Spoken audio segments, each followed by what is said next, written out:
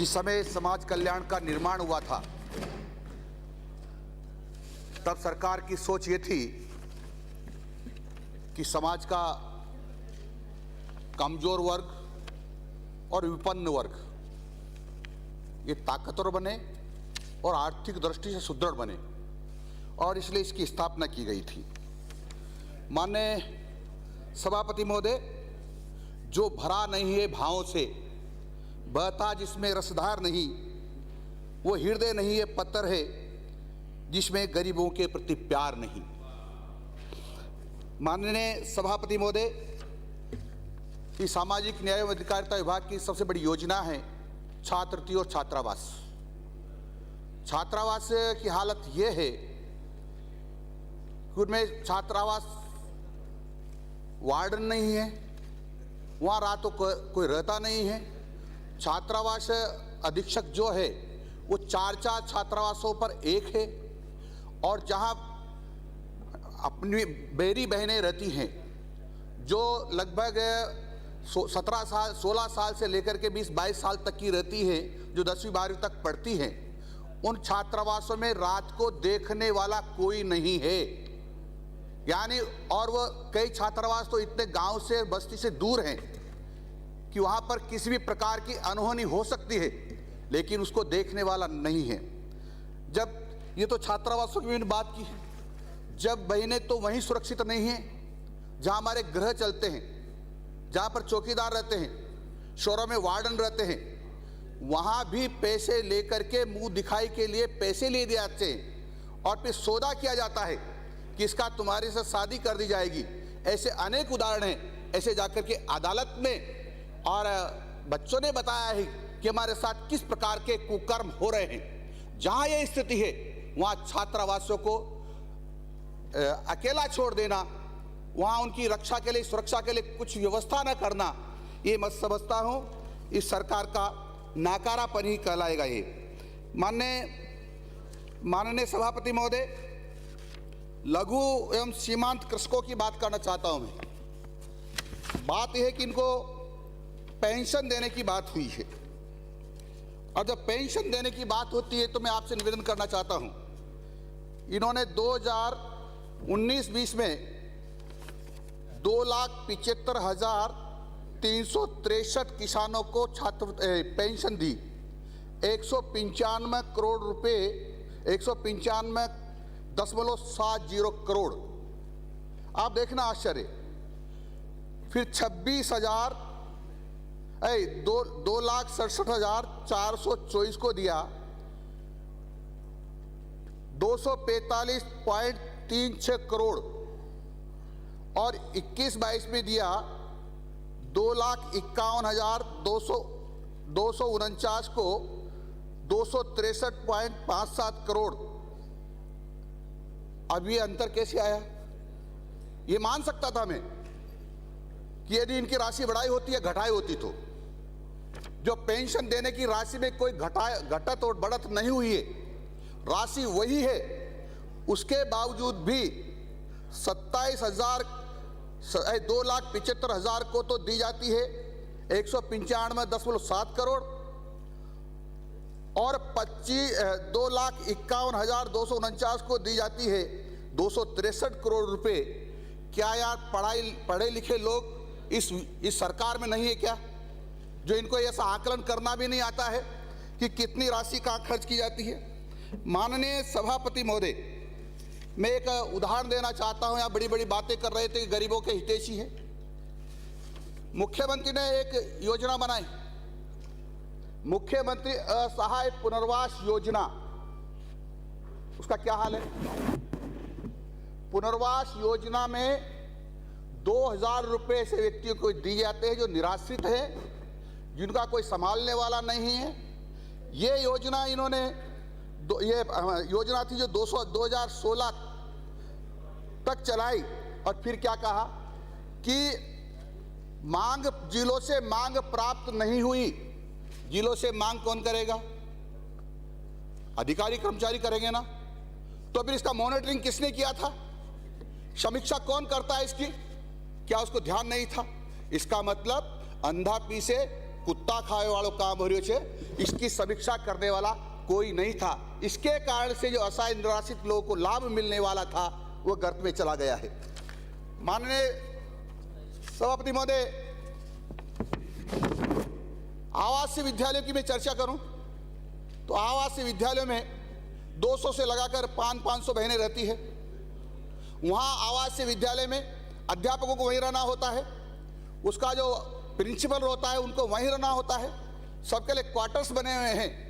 लेकिन इतने बड़े आवासीय विद्यालय में कोई भी नहीं रहता है। वहाँ कई प्रकार की दुर्घटनाएं हो गई हैं, महिलाओं के बच्चियों के साथ छेड़खानी हो गई, अश्लीलताएं हो गई है, लेकिन कोई देखने वाला नहीं है। देखना ये चाहिए ना कि गरीब की बच्ची है इसलिए उसकी सुरक्षा के लिए कोई नहीं देखेगा, गरीब का बच्चा इसलिए कोई भी उठाकर ले जाए कोई नहीं देखेगा। ये आखिर में सरकार की सोच क्या है, मेरे समझ में अभी तक की नहीं आ रही है। माननीय सभापति महोदय, मैं एक निवेदन और करना चाहता हूं। दिव्यांग बंधुओं को बीपीएल में शामिल करना, यह घोषणा कर दी माननीय मुख्यमंत्री जी ने, क्योंकि उनको तो ताली पिटवानी थी ना, और जब बजट पेश होता है तब जय जयकार करवानी थी, इसलिए उन्होंने, परंतु आज तक उनकी गाइडलाइन जारी नहीं की है और इसको भोगे घोषणा की हुए 3 वर्ष। यानी दिव्यांगों को बीपीएल के बराबर मानेंगे, और उनको बराबर नहीं माना तो क्या नुकसान हुआ उनको? न तो उनको अनाज मिला है, न उनको जो और सुविधाएं मिलनी थी वो सुविधाएं मिली है, और ऐसे ही घूम रहे हैं। ये भी आस्था कार्ड भी बनाने की बात हुई थी। आस्था कार्ड बन जाता है लेकिन उसका कोई लाभ मिलता नहीं है, क्योंकि उसकी समीक्षा करने वाला कोई बचा ही नहीं है, समीक्षा कोई करता ही नहीं है, कोई देखता ही नहीं है, क्योंकि गरीब लोगों के प्रति किसको चिंता है देखने की? इस सरकार को तो है नहीं। अभी माने हरि जी कह रहे थे, पता नहीं कहां कहां की दाएं बाएं की बातें कर रहे थे, लेकिन गरीब के बारे में उन्होंने किसी प्रकार की चिंता नहीं की है। माननीय सभापति महोदय, अनुसूचित जाति और जनजाति की जो छात्र डॉक्टर्स इंजीनियर बनना चाहते थे, उन सब लोगों का हायर एजुकेशन सेंटर्स में, यानी जो प्रतिष्ठा प्राप्त सेंटर थे, उसमें एडमिशन होने के बाद सारा का सारा जो कोचिंग का खर्चा होता था वो समाज कल्याण उसको भरपाई करता था, लेकिन सरकार ने बंद कर दिया। इसके कारण से जो भारतीय जनता पार्टी के समय जो हजारों की संख्या में डॉक्टर्स इंजीनियर बनने का सिलसिला जारी था वो बंद हो गया है, और बंद होने के कारण से अब जितने डॉक्टर इंजीनियर्स बनना चाहते थे बच्चे वो नहीं बन पा रहे हैं। ये तर्क क्या देते हैं कि हमने अनुप्रति योजना चालू की हुई है। अनुप्रति योजना का इस साल का देखो तो नवंबर तक इन्होंने आवेदन में आए हैं। नवंबर तक आवेदन आएंगे तो कोचिंग कब करेंगे? और कोचिंग तो पीएमटी की और आईआईटी की या इंजीनियरिंग की 1 साल भर चलती है, तो क्या 3 महीने में कोचिंग हो जाएगी? किस प्रकार से अनुसूचित जाति के लोगों के साथ, जनजाति के लोगों के साथ अत्याचार करने का षड्यंत्र इस सरकार का, ये आप देख रहे हैं। माननीय सभापति महोदय, यही नहीं है, एक निवेदन और करना चाहता हूं। दिव्यांगों के लिए इन्होंने कहा हम दिव्यांग बंधुओं को उनकी पेंशन के अलावा 1000 रुपये प्रति माह देंगे। आपने घोषणा तो कर दी, कितने लोगों को दी है, कहां दी है, उनके नाम तो बताओ। कोई सुनने वाला नहीं है, क्योंकि वो दिव्यांग है, उनकी आवाज नहीं है। लेकिन ठग लो उनको, यानी भाषण में कह करके, बजट में बता करके, अपना भाषण दे करके ठग लो, और ये प्रचार कराते रहो। ये जो मैं इसको विधानसभा का धार्मिक ग्रंथ मानता हूं बजट को, लेकिन इसका अपमान करने में जो कांग्रेस के लोग कभी पीछे नहीं रहे हैं। इसके बारे में इसमें कुछ भी पढ़ देते हैं, और तो और कई बार इसको पढ़ने के बजाय पिछले साल का भी पढ़ देते हैं, लेकिन उसकी चिंता नहीं करते। माननीय सभापति महोदय, अनुसूचित जाति कल्याण के लिए पहले 100 करोड़ का प्रावधान, पिछले साल कर दिया माननीय मुख्यमंत्री ने 500 करोड़ का प्रावधान, अब कर दिया 1000 करोड़ का प्रावधान। अरे तुम 2 लाख करोड़ का कर दो ना, क्या होना है? अभी तक तो गाइडलाइन उसकी बनी ही नहीं है, क्या करना था इनको पता ही नहीं है। अभी तो 2 साल होने को आने के बावजूद भी 1 पैसा भी उस योजना में खर्च नहीं हुआ है। क्यों नहीं किया है? क्यों बजट में पड़ा था? किसने दबाव बनाया था? क्यों बोला आपने? यहां इस सदन में, पवित्र सदन में इतना बड़ा झूठ, मैं समझता हूं ठीक नहीं है। माननीय सभापति महोदय, मैं एक निवेदन और करना चाहता हूं। अनुसूचित जाति के लोगों के ऊपर अत्याचार की पराकाष्ठा होती है। अनुसूचित जाति के जो लोग हैं, नौकरी पाना चाहते हैं, तुमको आरक्षण उनकी जनसंख्या के आधार पर दिया जाता है। लेकिन जनसंख्या 2011 की मैं कहूं तो लगभग एससी की होगी 17 पॉइंट समथिंग और एसटी की होगी 12 पॉइंट समथिंग। इनको 18% और 14% आरक्षण मिलना चाहिए, लेकिन नहीं दिया जा रहा। वो नहीं दिया जा रहा है तो नहीं दिया जा रहा, लेकिन जो दिया जा रहा है उसमें भी कटौती कर दी कि यदि शेड्यूल ट्राइब्स के लोग वहां उपलब्ध नहीं होते हैं तो पहले प्रावधान था 3 साल तक आगे बढ़ाया जाता था, फिर बेग लोग भर लिया जाता था, लेकिन अब उसको बंद कर दिया है क्योंकि अनुसूचित जाति और जनजाति के दुश्मन है। इसलिए इन्होंने कहा कि यदि नहीं मिलता है तो तुरंत हम सामान्य जन से भर देंगे और फिर बेग लोग कुछ नहीं होगा। ये अत्याचार है नहीं तो क्या है, ये अन्याय है नहीं तो क्या है, ये हम सब लोगों को सोचना चाहिए। लेकिन इसकी कोई भी विचार नहीं कर रहा है माननीय सभापति महोदय, जबकि कानून और नियम सब बने हुए हैं, सरकार के आदेश भी हैं, लेकिन उनकी चिंता कोई नहीं करता है। माननीय सभापति महोदय,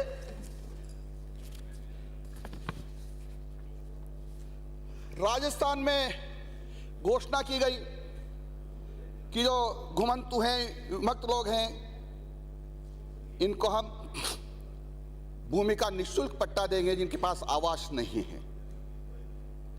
ये 3 साल हो गए इस घोषणा को, आदेश भी जारी हो गए, लेकिन कहां दिया है, किसको दिया है? मैं लगातार इस विधानसभा में कई बार इस बात को उठाता रहा हूं, मैं अधिकारियों से मिलता रहा हूं, लेकिन उनकी कोई आवाज नहीं है, इसलिए कोई सुनने वाला नहीं है।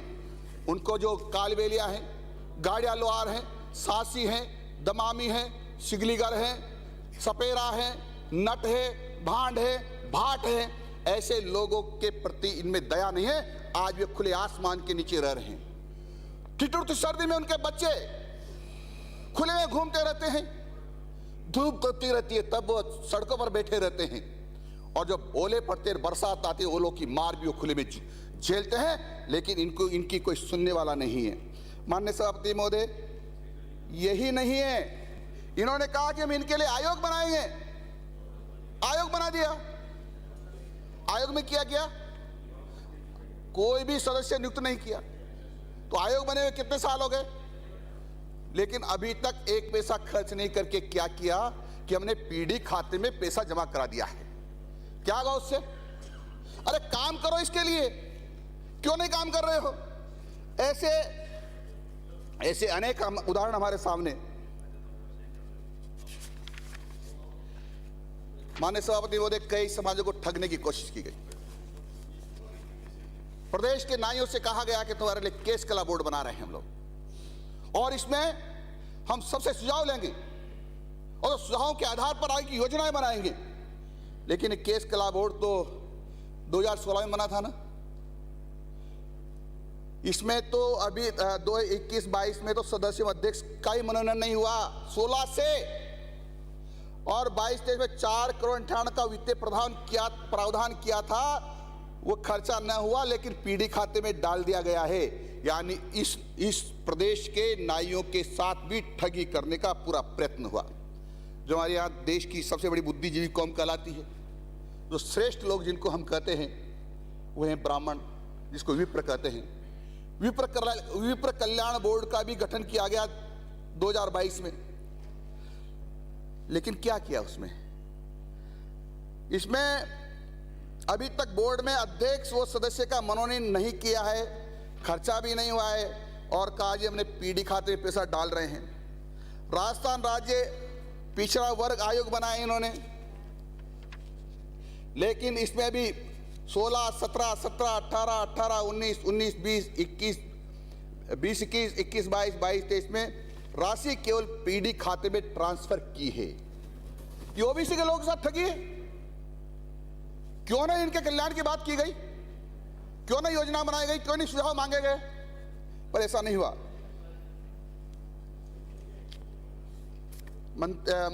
सभापति महोदय, मुख्यमंत्री आश्रित योजना कहा कि 8 योजनाएं है ना, उनके लोगों को कहीं नहीं जाना पड़ेगा। वृद्ध, दिव्यांग, विधवा और श्री कोशिश के मरीज अब 10 कामों के लिए कहीं नहीं भटकेंगे। इस योजना के लिए ई मित्र केंद्र पर कियोस्क और संचालक खुद उनके घर जाएंगे, उनसे पूछेंगे तुम्हारी क्या समस्या है, और वो स्वयं समस्या का समाधान करने का पोर्टल पर डालेंगे। लेकिन कोई गया उनके यहां? किसी ने पूछा उनको? और नहीं पूछा तो फिर मॉनिटरिंग करने वाले के भार झोंक रहे थे। इतने बड़े बड़े अधिकारी क्या करते हैं? इतने बड़े बड़े आईएएस ऑफिसर्स क्या करते हैं? मंत्री, मुख्यमंत्री, इन गरीब जो मुख्यमंत्री आश्रित योजना बना दी वाह लूटने के लिए, और उनके लिए काम नहीं किया। इससे लगता है ये दिखाना क्या चाहते हैं और करना क्या चाहते हैं। गरीब लिए कोई काम नहीं किया इन्होंने। और सामाजिक सुरक्षा योजना के अंतर्गत क्या कहा गया? सामाजिक सुरक्षा योजना के अंतर्गत यह भी कहा गया अटके हुए पेंशन प्रकरणों में लाभार्थियों से संपर्क करेंगे और विभागीय अफसर उनका समाधान करेंगे। कहां है? किससे संपर्क किया? इतने लोगों की पेंशन अटकी हुई है, कई को तो जिंदों को मरा हुआ बता दिया है। वो जाता है कि मेरी पेंशन क्यों नहीं दे रहे भाई, तू तो मर गया। उसी से कह रहे कि तू तो मर गया। बोला मैं तो जिंदा हूं। बोला मर गया। अरे मैं मर कैसे गया? तुम्हारे सामने जिंदा हूं ना। कागज में अब तो कैसे जिंदा करो मुझे, कागज में तो करो, नहीं कर रहे हैं। ये कहना कि हम तो पेंशन प्रकरणों में लाभार्थियों के संपर्क करेंगे, जहां जहां उनको नहीं मिल रहा, परीक्षा नहीं आ रही है, और उनका समाधान करेंगे, कोई नहीं किया।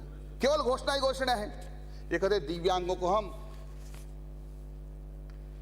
स्कूटी देंगे ताकि वो ठीक प्रकार से जो उनका अंग विकलांग होने के कारण चल फिर नहीं पाते हैं, तो उनको स्कूटी देंगे। कितनी स्कूटी दी? 5000 स्कूटियों का प्रावधान किया गया। कहां है वो 5000 स्कूटी? किसको दी गई? कहा गया हम दिव्यांगों का सर्वे करेंगे,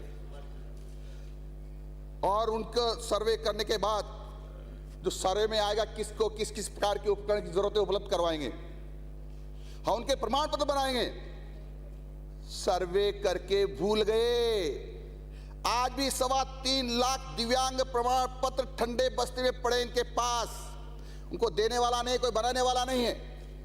उनको देने वाला नहीं है, बनाने वाला नहीं है। माननीय सभापति महोदय, एक गंभीर मामला है। 2 मिनट्स। मैंने 1:45 से प्रारंभ किया, मुझे 25 मिनट मिले हैं। घड़ी सदन की चलेगी। 1:44 पर आपने चालू किया, 2:04 पर आपका समाप्त होगा। माननीय सभापति महोदय, मिड डे मील में वो बहन है ना वहां जो मिड डे मील बनाती है, उधार लाला के खिला रही है। उनको उनके ऊपर दुकानदार रोज छिटाकशी करता है। कहां पैसे? उनको कोई पैसे देने वाला नहीं है। वो झिड़कियां सुनती दुकानदार की। क्या हो गया? माननीय सभापति महोदय, अनुसूचित जाति और जनजाति पर जमीन पर कोई अदर जाति का कब्जा कर लेता है तो 6 महीने के अंदर उसको हटा करके जिला कलेक्टर को देना होता है। आप बताइए कितने जिला कलेक्टर 6 महीने में पूरा कर देते हैं? राजस्थान में आज भी लाखों लोग अनुसूचित जाति और जनजाति के ऐसे लोग हैं जिनकी जमीनों पर कब्जा है, लेकिन 10-10, 15-15 साल तक जिला कलेक्टर कोर्ट में चलते रहते हैं। कितने जिला कलेक्टर को सजा दी सरकार ने? उसे क्यों नहीं पूछा कि अभी तक तुम्हारे कोर्ट में क्यों चल रहा है? 6 महीने की जब पाबंदी की थी तो नहीं कर रहे हैं। सरकार में गरीबों के प्रति कोई दया नहीं है। माननीय सभापति महोदय, एक आश्चर्य की बात मैं और बता रहा हूं।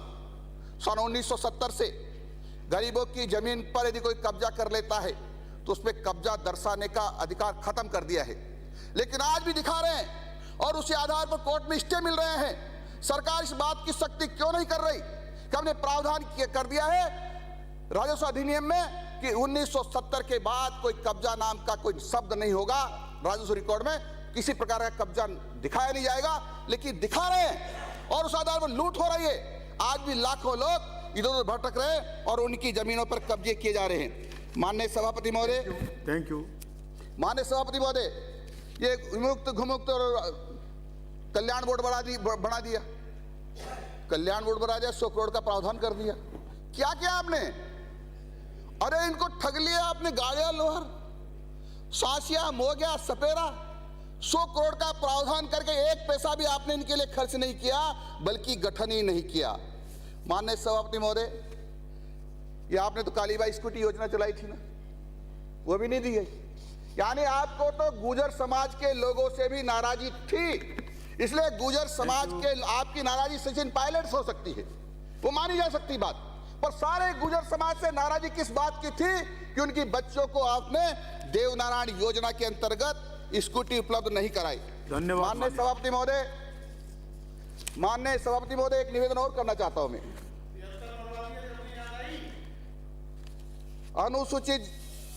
अनुसूचित ये विशेष केंद्रीय सहायता, माननीय सभापति बात महोदय, करिए प्लीज। 2020-21 में विशेष केंद्रीय सहायता नहीं ली गई। क्यों? क्योंकि इन्होंने यूसी नहीं दिया, जो पिछला पैसा लिया था ना, यूसी नहीं दिया।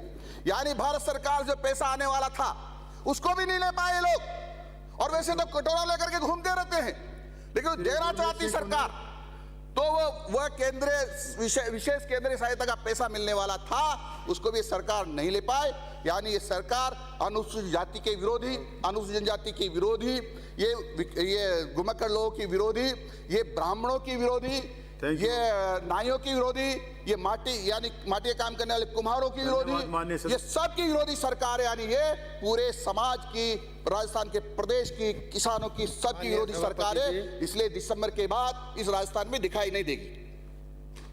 एक बात नोट की माननीय सदस्य, मैं वैसे बता रहा हूँ, मुझे बोलने का विनम्रता मौका से दिया। कह रहा हूँ